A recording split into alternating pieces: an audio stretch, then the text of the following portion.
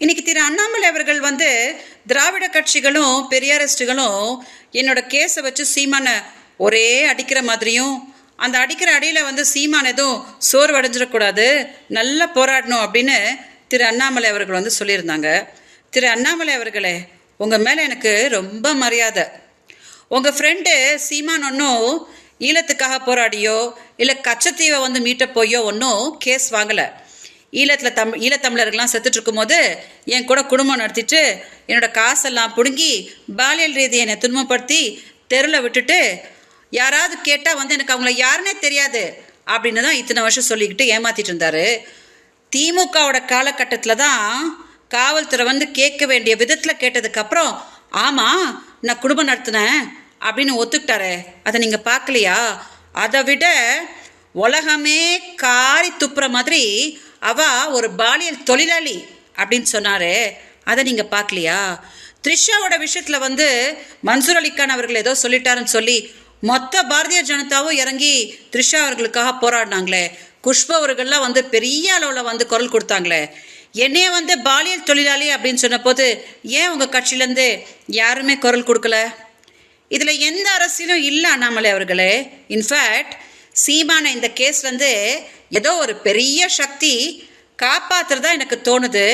அதனால தான் திராவிட கட்சிகளும் பெரியாரிஸ்டுகளும் பாவம் பாதிக்கப்பட்ட விஜயலட்சுமி இன்னும் ஏமாறக்கூடாது அப்படின்னு எனக்காக நேர்மையாக குரல் கொடுத்துட்ருக்குறாங்க. அவர் உங்களோட ஃப்ரெண்டாக இருக்கலாம், ஆனால் சீமான் மாதிரி ஒரு பொறுக்கிக்கு போய் நீங்கள் குரல் கொடுத்தா உங்களையும் தப்பாக நினச்சிக்க மாட்டாங்களா அண்ணாமலை அவர்களே?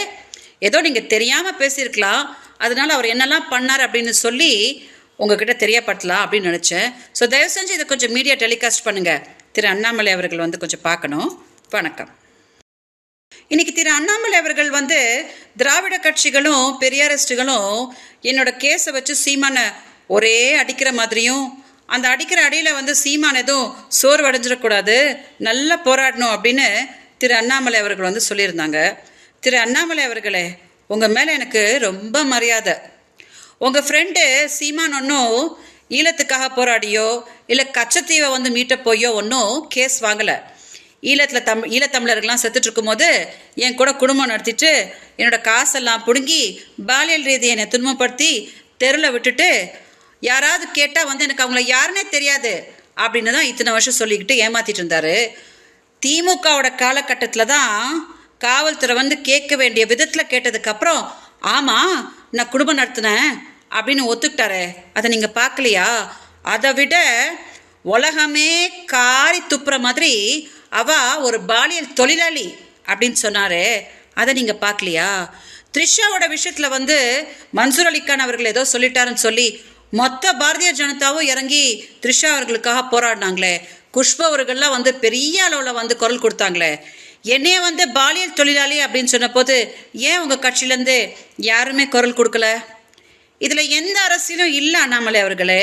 இன்ஃபேக்ட் சீமான இந்த கேஸ்லேருந்து ஏதோ ஒரு பெரிய சக்தி காப்பாற்றுறதா எனக்கு தோணுது. அதனால தான் திராவிட கட்சிகளும் பெரியாரிஸ்டுகளும் பாவம் பாதிக்கப்பட்ட விஜயலட்சுமி இன்னும் ஏமாறக்கூடாது அப்படின்னு எனக்காக நேர்மையாக குரல் கொடுத்துட்ருக்குறாங்க. அவர் உங்களோட ஃப்ரெண்டாக இருக்கலாம், ஆனால் சீமான் மாதிரி ஒரு பொறுக்கிக்கு போய் நீங்கள் குரல் கொடுத்தா உங்களையும் தப்பாக நினச்சிக்க மாட்டாங்களா அண்ணாமலை அவர்களே?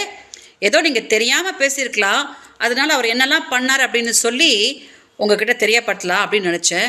ஸோ தயவு செஞ்சு இதை கொஞ்சம் மீடியா டெலிகாஸ்ட் பண்ணுங்கள். திரு அண்ணாமலை அவர்கள் கொஞ்சம் பார்க்கணும். வணக்கம்.